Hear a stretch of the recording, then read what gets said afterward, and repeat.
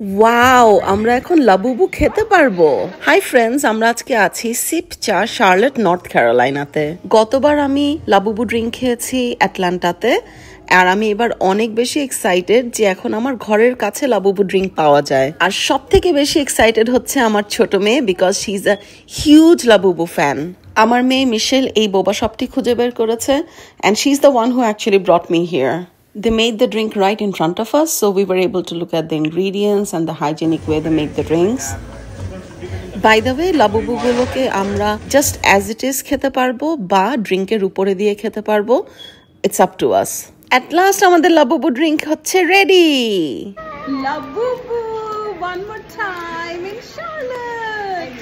2 times we have this. It's the best matcha flavor. Because my daughter is a big fan of Labubu, so am I right now. ভিডিওটি ভালো লাগলে সঙ্গে থাকুন। Bye bye.